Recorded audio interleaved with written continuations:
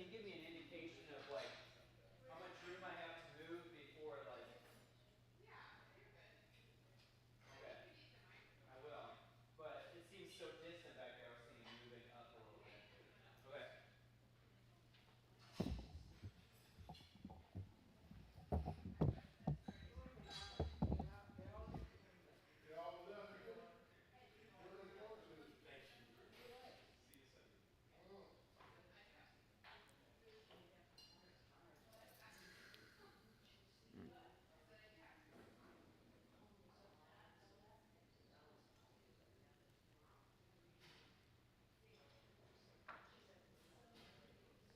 Hmm.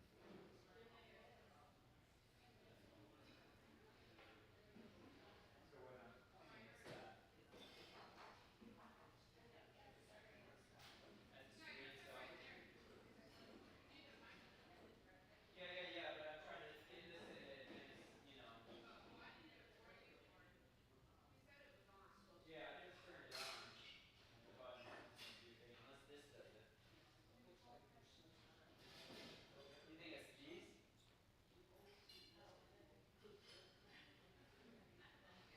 Well, in that case, you know, none of the buttons seem to do anything on it. That's fine. Maybe, fine. She can do it. It's not going to be that complicated. I'll just see a signal. Yeah. Okay.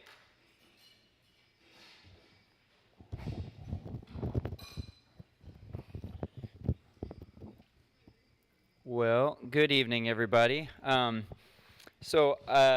was going to be doing this anyway in a few weeks, so I can't say I had prepared anything until I got asked to do it at like 10:30 this morning. So my apologies that probably would have some additional pictures in here for you all, and would have probably agonized over it a little bit more than I did. So this is a kind of quick and dirty version of religion under communism, all right?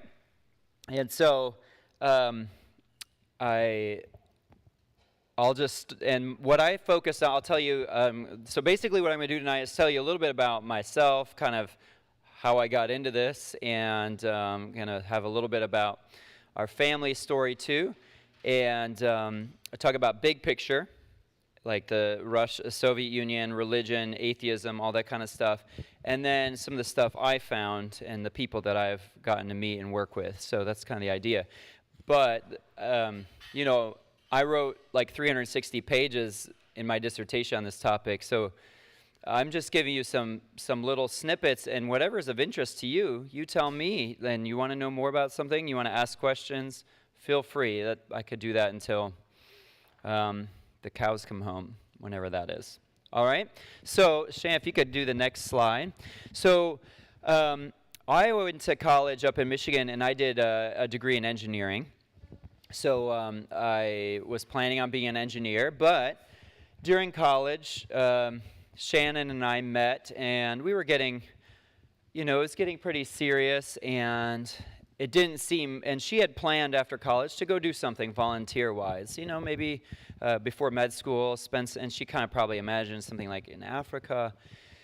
Well, and then we decided, you know what, that's probably a good idea. I should do this too. So we decided to volunteer, and the church organization had us go to Romania. And they had a position for me working in this village with what was, a granary from the 1700s. And castle, and it was a rehabilitation center for alcoholics in this village remote. And anyway, we were there for about 6 months, and I really got into it. I thought this place is so interesting, the stories are interesting, and we met a lot of really amazing Christians there. Now, it turns out these Christians, were Christians under communism. They started telling stories of what it was like to be a Christian under communism. And so I got quite interested in all this stuff, the communism stuff, the village stuff, the language stuff, all of it. And so after going back to the United States and working as an engineer, I felt like there was something else. basically Shannon told me I got to do something else with my life because I was complaining about my day job a little too much. And so I started taking more classes and ended up just taking classes on Russia, on Eastern Europe, its history, all that kind of stuff. Started studying Russian language. And I just kept going and felt like, that's what God was having me do. And then we moved down to Kentucky in 2010. And she went to meds. She did her residency at UK. She's in family medicine, and I did a PhD in history.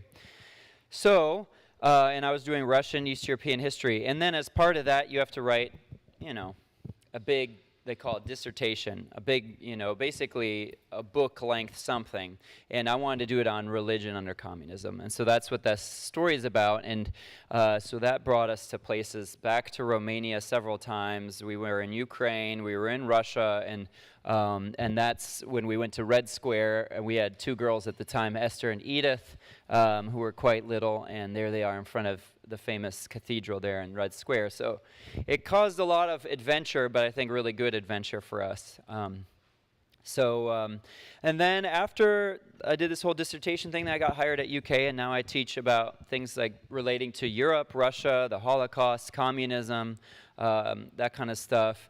I've had the pleasure of having Nancy in a couple classes. Nancy Ristow back there, she's the only one that's probably, you get trained after you hear a certain person's voice for a while, you start to tune it out. So I'm afraid, she's probably already checked out. But anyway, so any questions about like the personal side? Me, Shannon, the children, Eastern Europe, anything related to that before we get into some of today's topic? Is that you in that picture up there? That is I. That looks more like Arthur. On the left there, in the middle, in the middle there. Yeah, that was when I was 22. Yeah. Oh, wow. Okay. Of course I can't see that because I see only what I see, but that's great. What's that? Okay, so you're all set up back there? And that was when we were 22. So yeah. So let me give you just a little bit of, and anytime feel free to ask some questions. And let's just talk some basics here. So people have all heard of, you've heard of communism. You've heard of the Soviet Union, Lenin, things like that. And a lot of this is rooted in the writings of Karl Marx. So maybe you've heard of Marxism. Of course, today isn't probably the day to go into all of that. But he had beliefs about religion. Now, what a lot of people don't realize is, he came from a religious background himself, and he just believed that religion would kind of fade out. Now, if you just change society a lot, people would give up on religion. A lot of people thought that too. They thought, the more advanced countries seem to have less religion, so therefore as countries get more advanced, they'll lose and ditch the religion thing. It turns out it's a little more, it's not so simple as that. So he says that culture comes after the economy. So if we change the economy, people will do different kinds of things. And he believed that in the future, in this new economy called communism, church would be irrelevant. And so that's kind of where he left it. He had negative opinions about it, of course, but he just predicted. He was sort of a predictor of the future. Now, Lenin, who is a Russian guy, and when he led this revolution, the Bolshevik Revolution, think of Anastasia or something like that in 1917 during World War I, and they took over Russia. They created this union of these workers' councils or Soviets. And he believed that influence was key. Like, it's all about who's influencing whom. So think about the media today, right? Who's influencing whom? Who are influencers? Who has influence over us? Well, this is what he was thinking about too. And so he said we need to think very carefully about who's influencing whom. And so even though he kind of believed what Marx said, that religion would fall away, he kind of thought it's also important to be on the job of influencing. We don't want to just give all the influence to these religious leaders.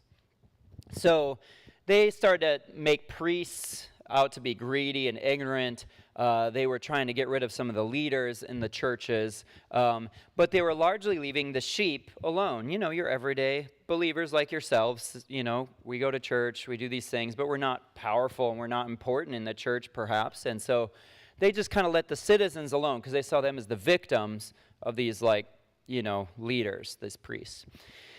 And then Stalin, Joseph Stalin, who's a notorious dictator, in the 30s, he just ratcheted up even more, and they were just closing churches left and right until there would only be a few churches left in all of Moscow. There was hundreds of churches, hundreds, thousands even, down to just, we're talking more like dozens, 20-something. And he started just closing them. And so no more, and a patriarch is like a pope, okay? It's not really, but kind of, it's their head of their church. So this is Russian Orthodox. There's no more patriarch. And clearly he didn't have much faith, and he felt like he needed to take action because it wasn't just going to happen fast enough. Okay, so next slide. But what's a little interesting is that in World War II, he was kind of like, just kidding.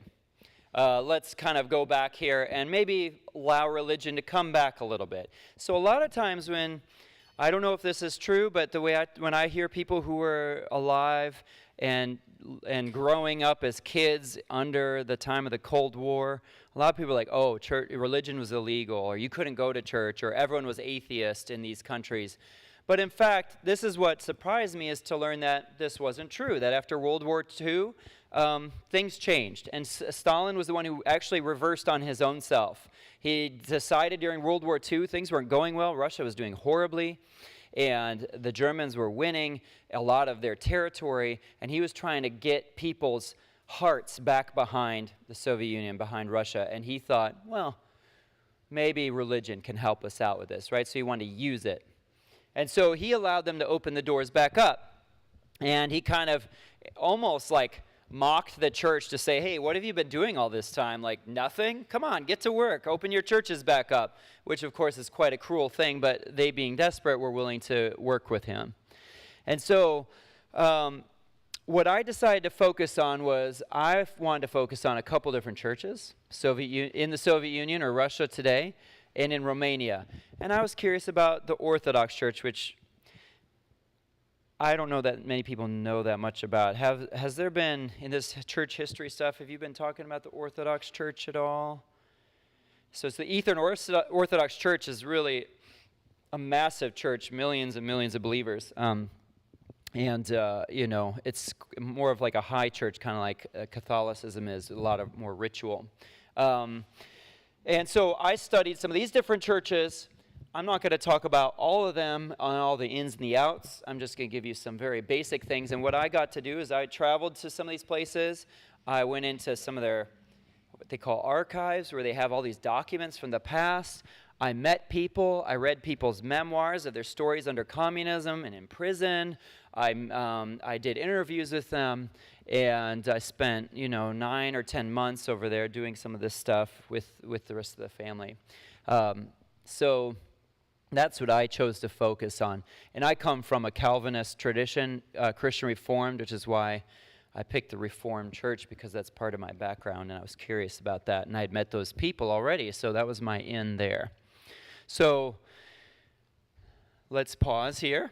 So we're at World War II. Any questions so far about things that I've said that have been confusing, or you just want me to elaborate upon, or anything of that nature? Yes? That's right. So the notorious dictator, Stalin, was a seminarian at one point. And in fact, it's worth noticing, kind of trend throughout history, that a lot of the worst atheists actually typically have religious backgrounds. Their fathers were pastors or priests, perhaps, or they went to seminary or whatever. And they become almost evangelistic against it, right? People who don't grow up caring don't, care as much. And so, you find some of the actually most notorious atheists, usually there's a kind of religious background there, and he was one of them. Okay, next slide. All right, so looking at this map here, just a little bit of orientation. So there's two things we need to know here. There's the Soviet Union, which is basically Russia plus some extras, including Ukraine of today, Belarus of today, and some of the other, like Tajikistan, Azerbaijan, some of those others. And then there's Eastern Europe. Now, they were not all the same country.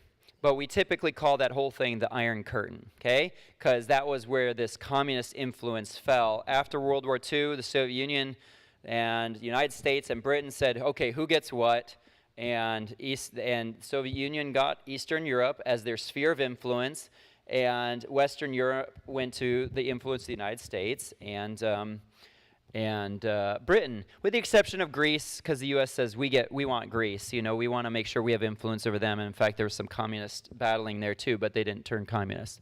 And so Yugoslavia was also communist, but they weren't buddies with the Soviet Union. They had a big falling out, and so it kind of shows them as a little separate because they kept separate. And Albania also was a little bit separate, but they were notoriously brutal against believers there. So I wanted to look at a little bit of the Iron Curtain in Romania, and then the kind of head honcho, which was Russia and the Soviet Union. Okay, next slide. Okay, and so the part of Romania that we got really excited about and that we visit a lot is what's called Transylvania.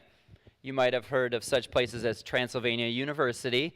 Well, the word Transylvania just means kind of beyond the forest, okay? And something like that.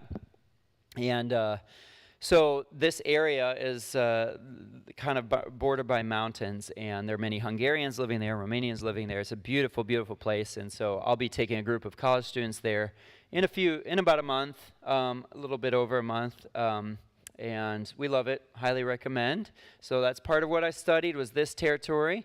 Okay, and then next slide, and then the other was this Moscow region, and I looked at religion specifically in this area, and Moscow is an impressive city, but no one's traveling there anymore. I mean, since the war, it's gotten really, really bad, and so it's too dangerous for Americans to go there right now, but that wasn't the case when I was there. There were issues, but it wasn't so bad.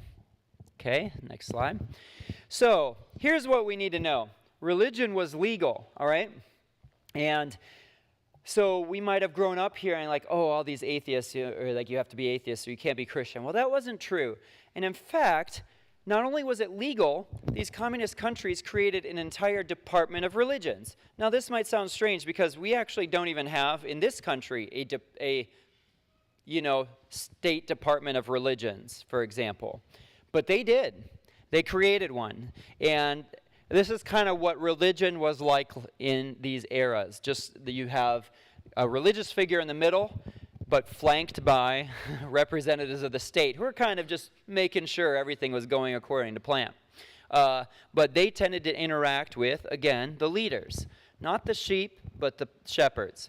And so, those are both people who are from this Department of Religion in the Soviet Union kind of flanking the patriarch at the time. Okay, next slide. And so what they did was they actually not only said religion is legal, they said which ones were legal. And so here in Romania, for example, they said these are the 14 that are allowed to be. You're not allowed to be anything else but these 14.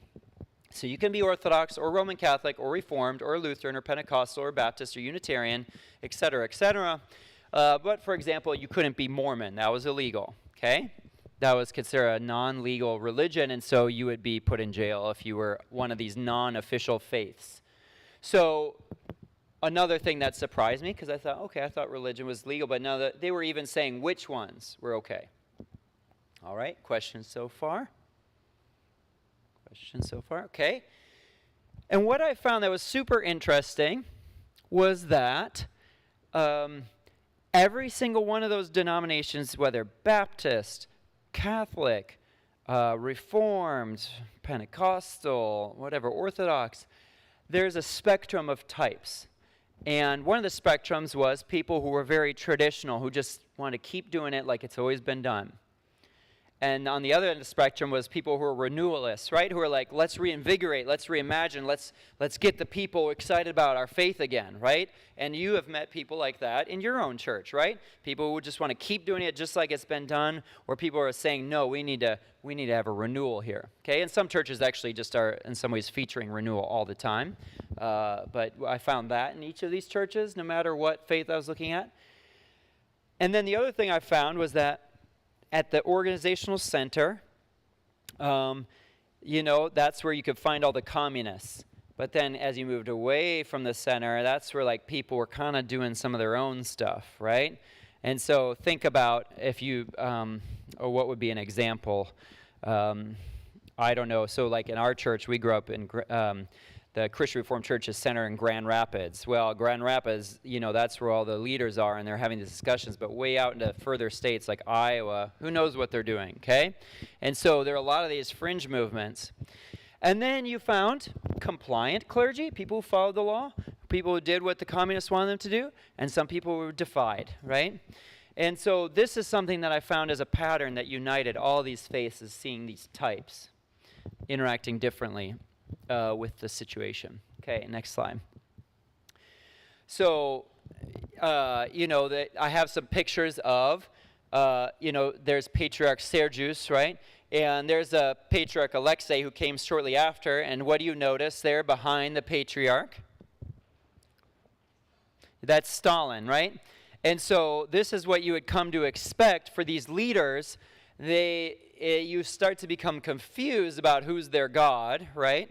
And so at the center was kind of the worst place to be in these communist countries. At the center of power is the worst place to be because that's where people were spying on you, snitching on you, watching your every move, looking to see if you were showing appropriate reverence for the great leader, right? But where the real religion was happening and where it was very exciting was on the fringe, in people's apartments, hidden in villages, in the forest, okay?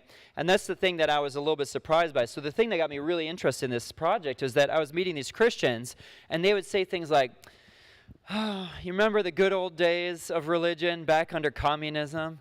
I'd be like, "What?" And they're like, "Yeah, religion, church was so great back then, And I'd be like, "What?" When you were persecuted, and yeah, when we were persecuted, it was so good, and I'll tell you more about that in a minute. But you could see images of what religion looked like on the fringes, people gathering in homes with priests, men and women. Next slide. Here's another example. So this is one of the churches I went to. This is a Baptist church in Moscow, and I visited it, and it was active during this whole communist period that I'm talking about. And the upper left, those are the guys in charge of the Baptist Union. What do they get to do? They get to travel. They get to go on airplanes. They get to visit other countries. They're the kind of people who met Billy Graham when he visited, for example. I don't know if some of you were aware that Billy Graham toured places like Romania and Russia during this time. And these were the guys that got to meet people like him and show them all around and show them like, look, I don't know what you're saying, but we have religion going on, and we have full churches.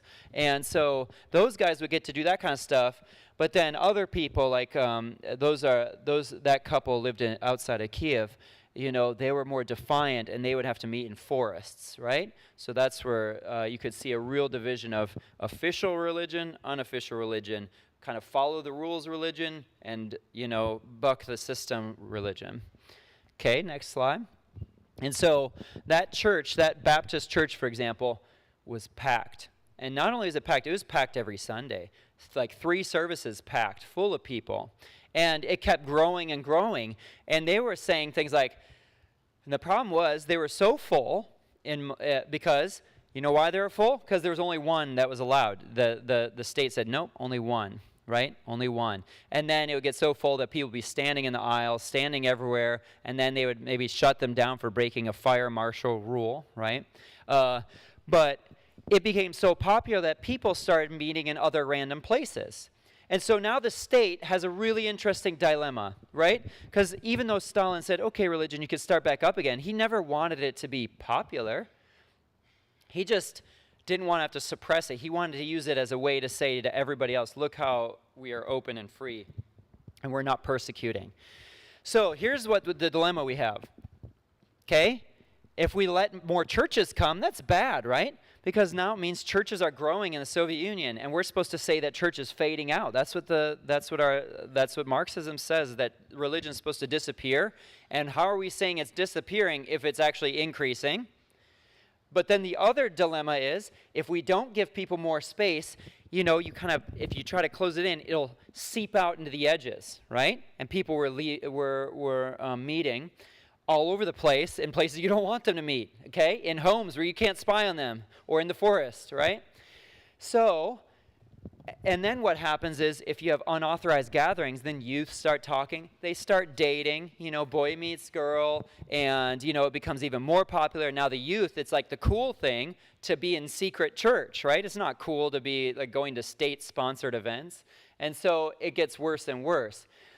So they had this constant dilemma, the state did, that if we persecute it really bad, it makes us look terrible, then we're constantly putting people in jail. But if we open it up, it seems to keep getting more popular, and so we just don't know what to do. All right, next. Questions, comments, thoughts, reactions at this point? Things you're wondering about. Okay, so one of my questions was, hey, what is good communist religion? Okay, if you want to know like what's an ideal religion under communism, the answer to that is none.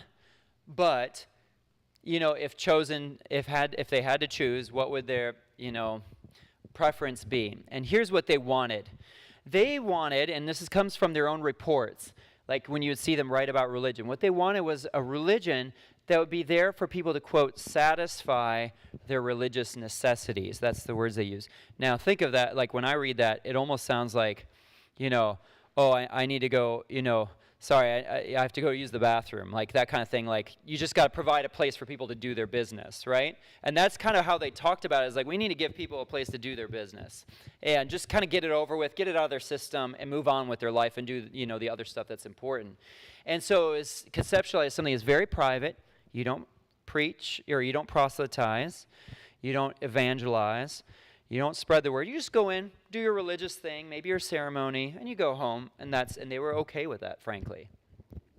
Religion should not be super legitimate. Like, it should always be a little bit something you make fun of. And one of the things that they were okay with, and you might find this interesting, they were okay with grannies going to church. And they would say that, like, oh, it's just a bunch of grannies.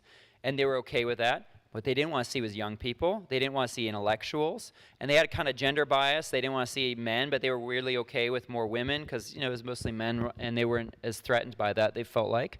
They did not want your religion to be your source of identity. So you were a citizen first, and, okay, you have this little thing that you do, but that's not a big deal. They did not want it to inform your morality, and they did not want it to be popular or exciting, okay?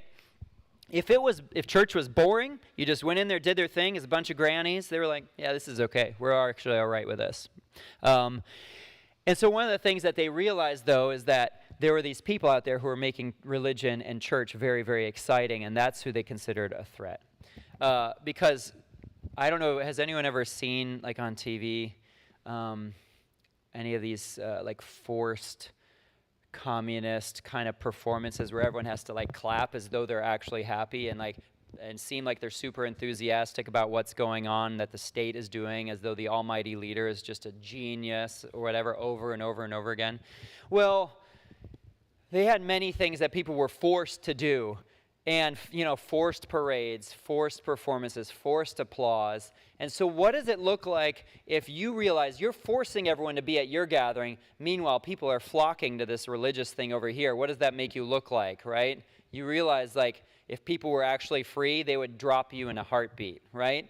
And so these state leaders realize that, man, like, they are way more popular. That priest is way more interesting than we are. He's way more charismatic. He's able to draw the youth. We can't. They think we're a bunch of phonies, right? And so they had this problem of trying to always, anytime religion was getting exciting and dynamic, they would have to suppress it. But they would let the boring ones stay. Okay, questions about that? So my goal was to figure out, okay, what was acceptable religion? What was unacceptable religion? And these are the things they were okay with.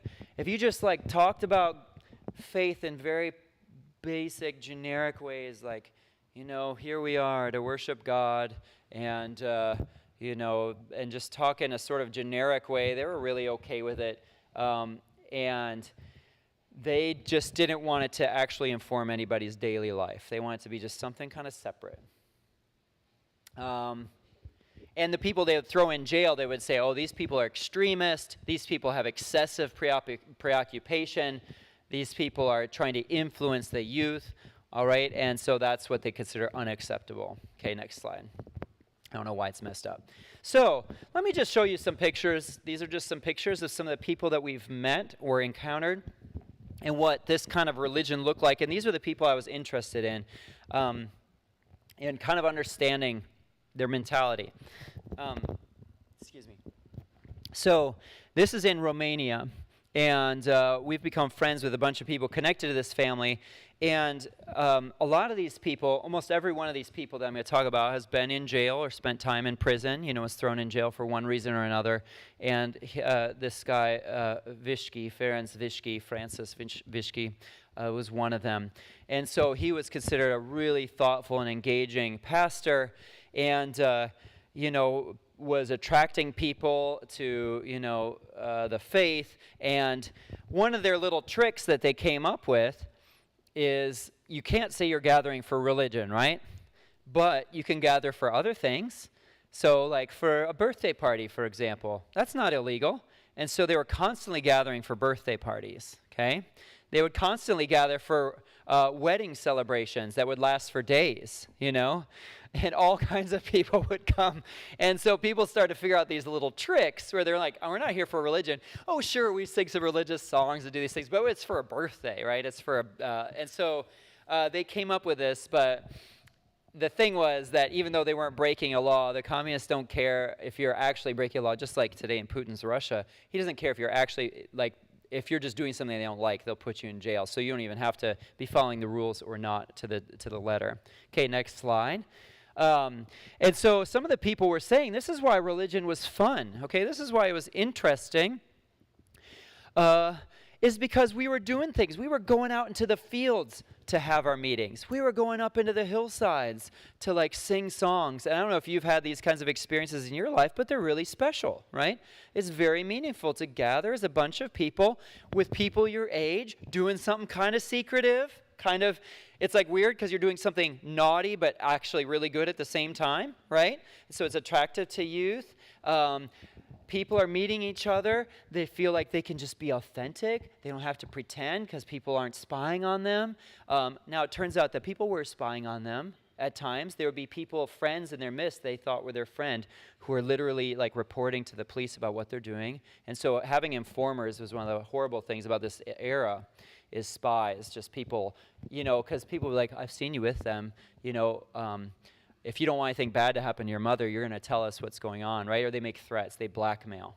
So, but when it was innocent, when it was free, and when they were doing these meetings and gatherings in homes, it was special.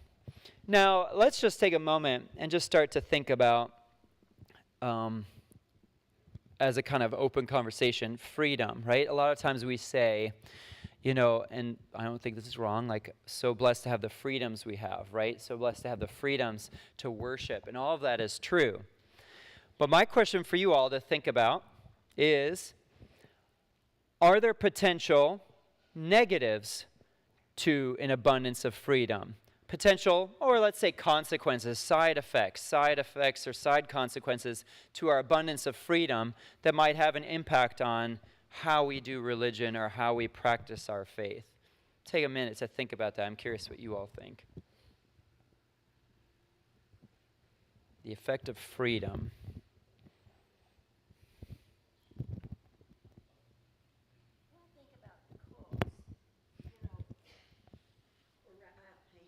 Yeah, go for it, yeah. Think about the cost, is that what you said? The cults. Yes, so basically anything goes. So people come up with their own whatever, and nobody's kind of, in some ways, reining that in. And so, is that what you're thinking about? Yeah. Mm-hmm. You don't likely. Oh, you don't value it. It's a given. And when things are given and you guarantee it, it's not as precious, right? It's the thing that could be taken away from you that is most precious, right? Including things like, the loss of a loved one. You realize how precious life is, right? Things like that. It's extremely. So when something never seems in danger, it's not quite as valued, or it's seen as, okay, it's just there. Have it whenever we need it, yeah.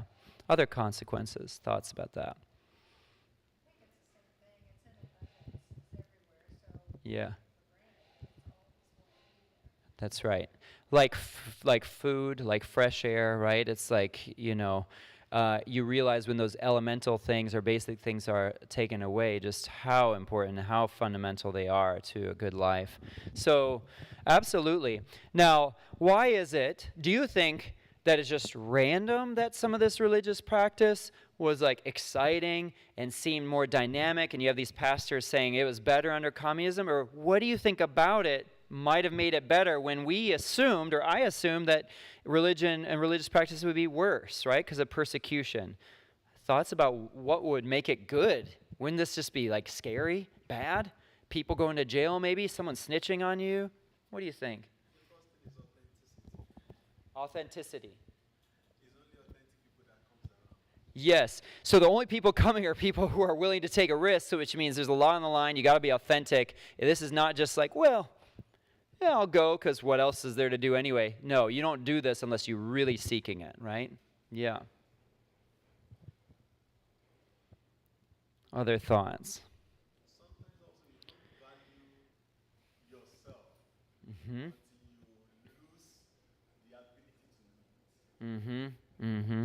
Mm-hmm. Coming from Nigeria, I can relate to some extent to this, although in Yoruba land we have the freedom, so to say. Yes. But also there are some of those restrictions also that sometimes you actually know the value of your friend because Yes. you're able to reach out or Yeah. communicate or interact with him for a while. Yeah. You actually know the value, not Yeah. but when you know I can always make time out to do that. Mhm. So that's also there. Yes. There's also some authenticity about the worship. Mm-hmm. The Mm-hmm. worship experience, I don't know, under pressure is usually better than Yeah. when you're free. Yeah. I don't know how to say it better than No, I know what you're talking about. So I don't know if there's certain times in our lives that maybe you've experienced this for a moment, right, where something is going on in your life and the meaning of a song just pops out at you, or the meaning of a Bible verse, you're like, whoa, it stuns you with it's just like, it speaks right to what you're going through. And think about what it would be like to be in these kinds of situations where everything you're experiencing about your need for God and dependence on God, you can very much feel it. It's so much about the air you're breathing at this moment. And going back to the other thing Moses said about friends, this is huge, right? You really value your friends in hard times, and when you feel like you really have to trust each other, and nobody, and that trust is super, super important. And if everyone's being a bit fake, if you meet someone who's real, it's such a refresher, right? And so they're meeting someone who is finally real and not just lying behind this facade of this is what the state wants us to say. Okay, next slide. A few other pictures. This is some of the people we met, right? And you could just see like even a physical closeness, like people sitting really almost on each other's lap because you're meeting in these tiny little apartments, having these conversations. Go on, next.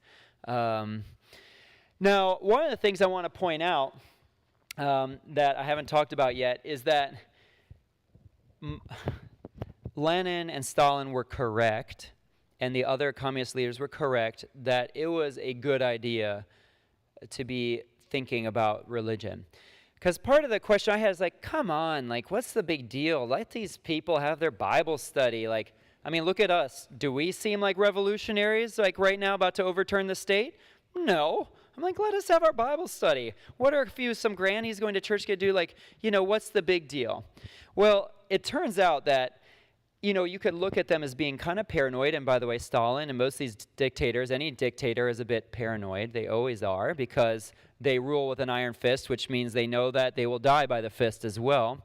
And so they're all a bit paranoid. And so maybe it's just paranoia. But what's interesting is if you look at each of these East European countries, almost in every case, religion had a big part to do with their fall. Okay? Religion, in fact, really caused a kind of crumbling of these states in a major way. And let me give you maybe just a few examples. So, probably the name Mikhail Gorbachev rings a bell, right? Gorbachev, you remember him? He didn't die all that long ago, actually. He was still around for a while. He was the last leader of the Soviet Union before it collapsed, before Yeltsin became the first president of Russia. So Gorbachev had this thing in the 80s where he was kind of an idealist, right? And he's like, if communism is true, we shouldn't have to basically bully people all the time. And he was such a believer that he believed that if you stop bullying, stopped imprisoning, he's like, this should just be so genuine, so authentic that everybody just does it out of own free will. And so he started just opening things up. Well, it turns out that people didn't actually believe in communism. Nobody actually really wanted it. And then what he did was he just sort of opened up what they call Pandora's box, and everything came spilling out. And so, including just religious, just the blossoming of religious participation during this time was incredible. And that religions and churches and church leaders were a huge part of the downfall of communism. So we just had the passing of Pope Francis, right? And do you remember Pope John Paul II? Okay. And Pope John Paul II was a Polish priest, and the only Polish pope, not priest, but he's the only, and that was a huge, huge deal, because Poland was where during this time? You remember? The map? Behind the Iron Curtain, right? So here you have the leader of the Catholic Church, a Polish person, and he started visiting in the 1980s, and crowds and crowds, thousands upon thousands of people would gather, right?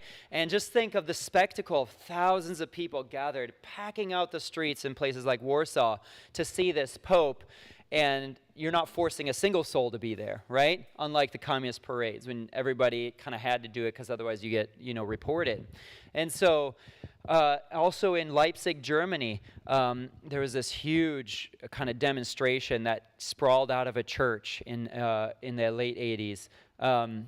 And in Romania, the same thing happened. So actually, the fall of the communist dictatorship in Romania, which, by the way, was horrible, Nicolae Ceausescu was the leader there, and he was brutal. He was terrible. And so already by this time, the Berlin Wall had started to come down. Already by this time, Poland and Hungary had dropped communism, but Romania was still in this iron grip. And the revolution actually started because of a pastor. This guy right here, his name is Laszlo Tőkés. And so he, and what happened, and this is kind of crazy, so he started to get popular, right? He started to preach the word in a way that people liked. People thought he was exciting. He would really, he'd really give it to him from the pulpit, and youth started to come, and people were coming. And so the communists did what they usually did. They didn't want to make a martyr out of this guy. So what they did was, they're like, we're going to basically tell the church leaders that he's being transferred to another office. And so they said, hey, church decision, but you're going to this really, really tiny village where only 3 people go to church. Just random, nothing you did, just you're going there. And he's like, nope, I'm not. I'm going to stay right here. And he told his congregation what the church was saying, what the state was trying to get him to do.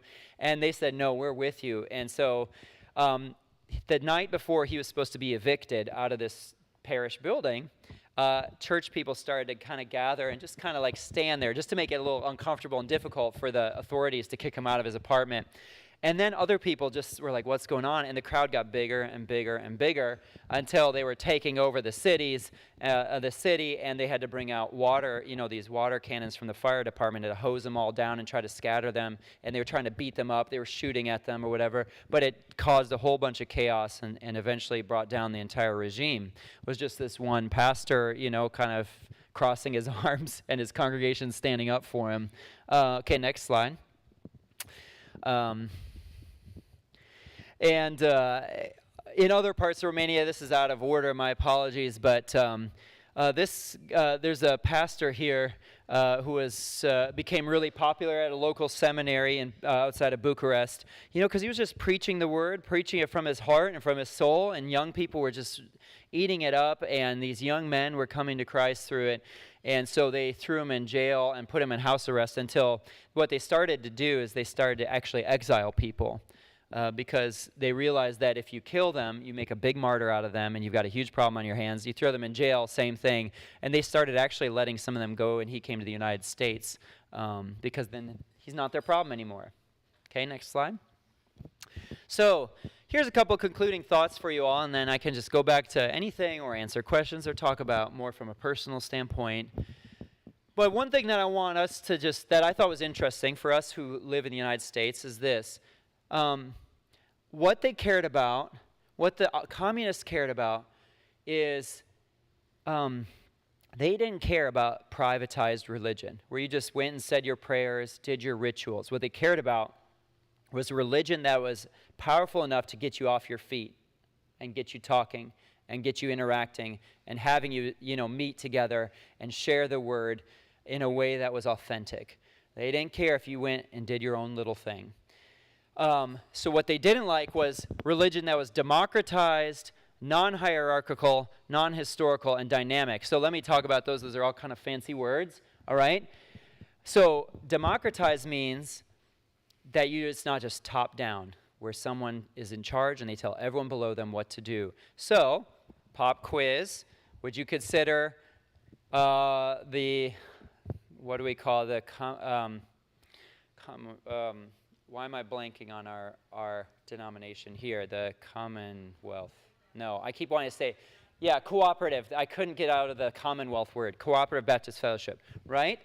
So, would you see that as a extremely hierarchical, top-down sort of faith? No, right? It's more democratized. Like we're calling a lot of our own shots in the congregation about what to do, what to focus on. Are we going to do this mission? How are we going to run our services? It's not being dictated to us. And the hardest things for them to deal with were these Protestant groups, the Baptists, the Pentecostals, the Brethren, because they were so decentralized. Congregations were doing their own thing. They didn't like that. They wanted it to be top down, where you tell people how to act, what's okay, what's not okay. And they didn't want them to be dynamic, growing, spreading, exciting. And so officials felt that those things threatened their power, just like church officials could fear the same. And what was interesting is that a lot of times I found church people teaming up with communists because they're actually afraid of the grassroots congregation coming up with its own ideas. So maybe you've been a part of a church where a local pastor is very domineering, very hierarchical, trying to get everybody to fall in line, right? And what's interesting is that type of pastor was quite likely to be willing to partner with a state because they saw each other as kind of having the same objective, which is to bring everyone in line, like keep all the sheep, from being little wild, right? And so we can see some of those same dynamics in our church. We can see more hierarchical ones. We can see more grassroots. We can see domineering types who want control versus ones who are willing to let the Spirit kind of move it in whatever direction.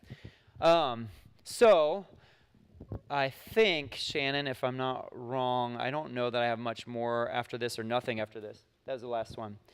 So those were some of the big overarching kind of things that I prepared for tonight because I didn't know exactly what to do, and these were the things that were kind of big takeaways. But I'm happy to go into any detail, or we can talk about anything at all that you're interested in about religion, persecution, the situation today, what happened later, any of that kind of stuff.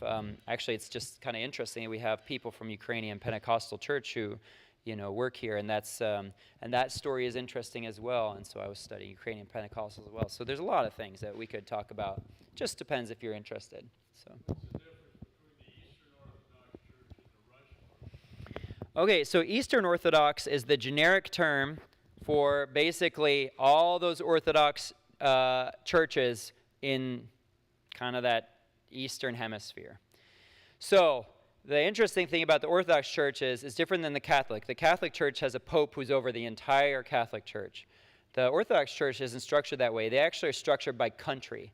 So you got a Russian Orthodox Church, you got a Bulgarian Orthodox Church, Greek Orthodox Church, Romanian, Serbian, Syrian, there's the Syrian Orthodox Church. So, and they each are kind of in control by country. So actually the Orthodox churches tend to be very ethnically based. So if you go to Orthodox Church here in Lexington, you'll see it's almost like you try to figure out which one are you. Oh, you're Romanian. Oh, you're Greek. Oh, you're Syrian, right? And it's very ethnically kind of organized. But Eastern Orthodox is just our term for like all those churches over there that are Orthodox. Yeah, there's no technically Eastern Orthodox Church. It's just our kind of umbrella term. Yeah. Jan. So, I no, um, they're not. Actually, all of these Protestant faiths, well, okay, they might be, but it might just be kind of subtle. It's more like staying about the same. And one of the things that they're running into is the thing that made it very powerful and exciting. Once you take away persecution, um, then the youth, like, no longer, it's not the cool thing to do necessarily anymore. And so it's changed a little bit over time. But actually, the whole situation of the Baptist Church has gotten more tricky under Putin in the last several years. So um, it's a little bit hard to tell. Like, you have, and here's the situation I need to tell you about, is that basically the Baptist Church split under communism, because you had some who were like, oh, we are not doing what the state wants us to do, and then you had the other half that's like, okay, we'll do what the state wants us to do, and that split has stayed ever since. And so they're not really growing in terms of, like, they're not getting new buildings or whatever. They're kind of staying about the same. They're not necessarily attracting new people. They've kind of won the people over. Maybe a little growth here, maybe a little growth there. But religion in general in these places has not increased since communist times. It's either plateaued, maybe some movement here or there. But now everything's politicized because of the war. So now everybody's scared. You can't even say your opinions anymore. And so church is not a place you could be authentic, because people are watching you. You can't talk about the war. You can't pray for Ukraine. You can't pray for victims. You can't pray for, So it's all been heavily, heavily politicized. It's gotten, it's a tough time to be a believer in these places. Yeah. It could be. I'm not a part of that world, so I don't know. What's interesting is a lot of this was actually hard to trace and track during the time it was happening, and that's the same for now. You really have to be connected yourself to know what's going on. And I'm not a part of these, like, I'm not, I met some of the people, but that was before the war and all this kind of stuff. And they didn't have to be underground. They were just doing their normal thing. So Russia is not a place that persecutes religion, but it is a place that persecutes enemies of the state. And so, if you want to be people who are honest in your church, then, good luck. It's going to be tough. And here's the other problem. This happened under communism as well. The Baptist Pentecostals, some of these newer Protestants, are associated with the West. They're considered Western churches. And we've got connections, right? We've supported people in Ukraine. We've supported, and what Russia tries to say is that, oh, these are enemy agents. You're getting money from the West. And they try to paint some of these churches as being potentially enemies.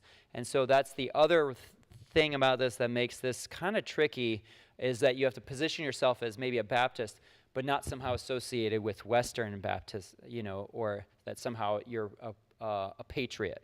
And so it's tricky. It's kind of tricky. They've always had that baggage from the past that this is considered more of a U.S. or British kind of thing. Yeah.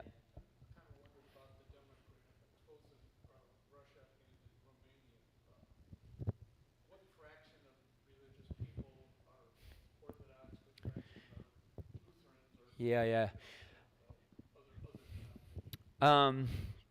It's like 85% Orthodox in Romania. Russia, they have a higher percentage of atheists. I think it's probably more 60%. But it's such a big country. They have many Muslims in some of those other territories. So it's probably 60% in Russia that are Orthodox, 65, something like that. Maybe 10% Protestant or something like that. Maybe 3% Catholic. I don't know. I would have to look it up. But yeah, in Romania, it's predominantly Orthodox. And that's each one of these countries, like Hungary is predominantly Catholic. Poland is predominantly Catholic. Germany was actually pretty split. But the number of Lutherans is quite small in all these places. They almost died out because they were associated with Germans, and almost all the Germans have gone. So the Lutheran Church has almost entirely disappeared from most of these countries.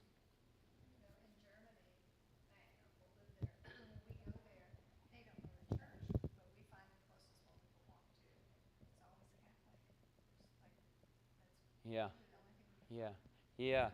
Yeah, one interesting thing that I've been looking at is one of the trends in religion that people have been surprised by is that some of these more traditional faiths that were supposedly only inhabited by these grannies have really stood the test of time. And Catholicism is one of them, despite all these scandals and things like that. The Orthodox Church and Catholicism, by having some of these rituals and kind of somehow and having what we would call a parish model where it's based on geography, like, okay, here's a region, here's a church, here's a region, here's a church. And they're not doing things like moving to the suburbs or finding a mall to go meet in or whatever. And so it's like they're able to just keep those doors open. And there's been a surprising among young people increase of interest in the Orthodox and Catholic Church that I think people are surprised by because it has something that feels ancient, that feels reverent, that doesn't feel like, like, wait, where am I? Am I at a sporting event or am I at a church right now? And you shouldn't be confused, right? And so some people like the kind of holy reverence of some of these places that even with kind of low numbers, keep trucking along, in some ways better than some of the Protestant churches have that rely on more dynamism, right? So if you have a really dynamic pastor, great, but when they're gone, the sheep scatter, right? And so that hasn't happened as much with some of these more traditionalist churches. Just kind of an interesting thing that I've been thinking about. Good questions. Question?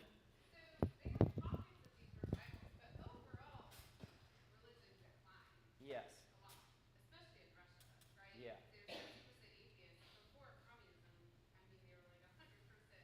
That's right. Yeah. Yeah. Right. Yes. Well, it actually declined at the same time as declining drastically in Europe. But nobody was barricading the doors there. And actually, if you look at Europe today, still the most religious parts are all Eastern Europe. Eastern Europe is still the most religious part of Europe today. Not East Germany. So East Germany is weird, like in that I think something with World War I and World War II is what did so much damage to the churches. And they, and the amount of collaboration. I mean, so Germany is kind of its own case. No, religion didn't hang on very well there, actually. But Poland and some of these places are still considered some of the most Christian places in the world in terms of the number of people who consider themselves to be believers. It's like 98 or 97% Catholic, for example, in Poland. It's pretty high. But yeah, all of them declined, but they just didn't decline as fast as it declined actually in the West, which is interesting, which surprises people, I think. Good. That's a really good point. Would the decline be artificial? Maybe because the government is not reporting, and they also don't have the statistics of those who are meeting. Mm-hmm. Because Mm-hmm. many of these places, the meetings are secretive, so Yeah, the government may not have the statistics of. that's true. And unfortunately, under pressure, those things grow faster because sometimes Mm-hmm. people are more inquisitive of why are they bothering us, why are they hindering us from participating, and that's their curiosity to learn more. So Yes. sometimes the growth is more, but because they don't report it officially, it could look like a decline. Yeah. Or the government wants to project actually that the religion is dying, Yeah. when actually it is thriving. Yeah, actually, what's funny? I was reading these reports written by these communist officials, and they were like, good news, religion continues just its steady demise and decline. And then after that, they were like, but like, then they show statistics of people attending church. It's just like going up, and they had this weird thing of having to show on the one hand it's declining while also saying we've got a problem here. And how do you do that? Now, one interesting place that I don't know enough about would be China. And China has learned from a lot of this stuff. And they didn't want religion to become powerful, so they started to have this state church, right? This one church, or what's it called? Do you know what I'm talking about? Yeah, the one people's church, or whatever this thing is called. And so they wanted it to be above ground so it wouldn't be so dynamic and spread so much, because they learned from some of this, and they said, hey, we keep it really interesting if we keep it suppressed.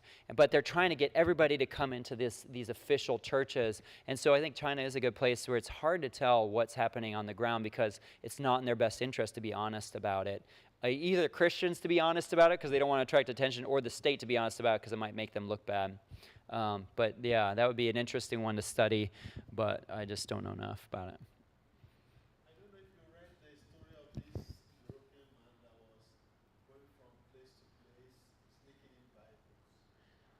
Uh-huh. sometimes he met more Christians in iron gates than he Yes. usually meet in open places because Yes. he will take Bibles and in a flash he's a Swedish. Mm-hmm. Mm-hmm. So Mm-hmm. sometimes the statistics are not actually Yes. reflective of the reality. Absolutely. Absolutely. Actually, well, this Vishki guy I was telling you about was put in jail, and there was a huge, huge ministry going on in jail. Like these they threw all these amazing pastors and priests in jail, and then they'd witnessed everybody in there. And so it was quite something.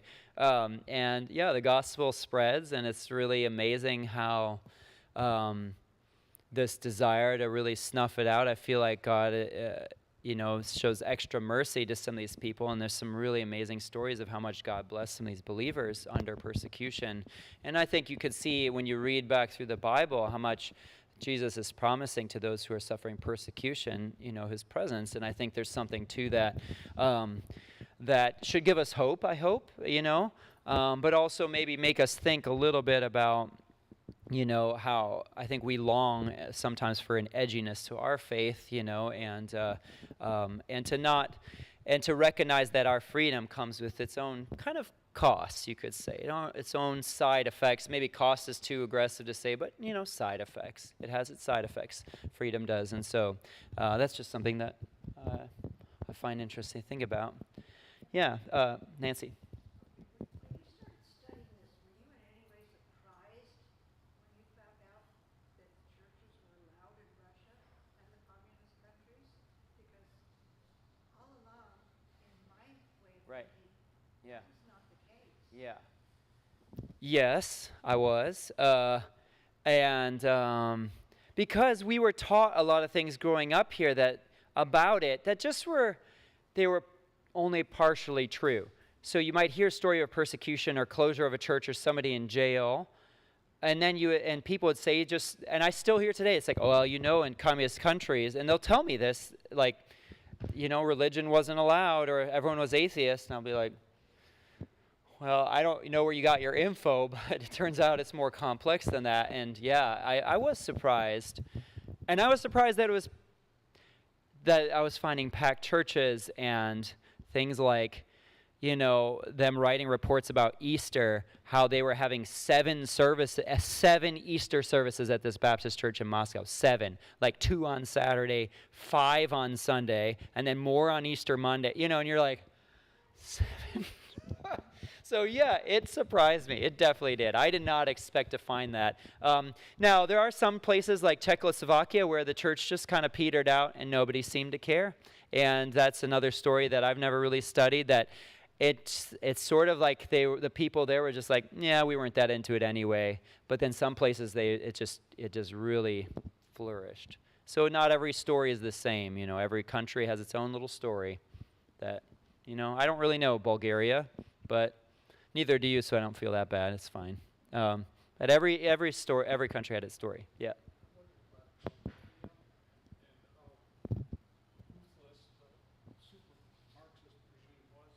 Yes. As to what has happened since then. Yeah. When one thing I had read was that they were such virulent. I can't say the word. Yeah. No, you got it. Virulent. Yeah. Virulently atheist. Yeah. They actually made July 4th a national holiday in Albania because July 4th was the beginning of the transition from a feudal society to Yeah. a capitalist bourgeois society. And it was the beginning of that, and then the next one would be when they have the withering away of the steel. That's thing interesting. actually made the 4th of July a national holiday, and that that they were really strict about like proselytization, like it was a capital offense to proselytize. Yes. And I just wonder how both Christians and Muslims survived that and how it is now. Yeah. Well, if you talk too much, people stop listening, and that was the problem with the media. Like, if you look at people, like, people were reading that stuff. They were putting it out all day long, and they yawned at it. By the time the 70s were around, people have heard it all before, and, like, like yada yada, them telling us what to think. And so what's interesting is that that's the problem with propaganda. If you overuse it, it becomes generic and banal and loses its meaning. And so the thing that if you might read one of these things, you'd be like, well, geez, or you might look at like things about Kim Jong-un in North Korea and be like, wow, brainwashed. But a lot of people will look up at that stuff and be like, yeah, seen that before, right? No biggie. So there is a little bit of hardening that happens against that. And people still, at the end of the day, people talk a lot about brainwashing. And brainwashing as a technique that happens to people in prison is a horrible, horrible thing that messes people up. But what we're talking about is just soft influence. And I think humans are a lot more stubborn and harder to influence by soft means than we might think. And if people became atheist, it's not because they were brainwashed. It's because they just, maybe deep down, they just kind of agreed. And so I actually found that media didn't have as much impact as you would think, and that people could easily stop paying attention to it. But it is still, it's still worth appreciating just how amazing it is that people were able to survive this stuff. And Albania, though, is a pretty ruthless. They were probably about the most ruthless they could be against religion. So that's its own story. And that was a rough, rough place. So, yeah. Well, we should probably stop here. And maybe I'll say a prayer to close us out, and we'll go on our way. Dear Father, I thank you for this chance to gather and to think about some of what you've been up to in another time and another place, and I thank you for the impact that some of these people have had on my life and the inspiration they've been to me and the things that they've taught me about you and being part of your community and about what really matters. And I pray that you would help us in this place where we have freedoms, but we realize that we want it to really matter. We want it to be authentic. We want it to be something that shapes the core of who we are, and it's not just a side thing. And so I pray that you would encourage each of us and continue to encourage our church and what we do, and I pray for the Christians all around the world who are persecuted, that your Spirit would be with them, that you would not abandon your churches, just like you promised, and that you would continue to encourage those who are suffering. And I pray for the church in Russia and in Ukraine, and that people would see those people as authentic, and that they wouldn't yield their worship and yield authority to any other but you. In Jesus' name I pray, amen.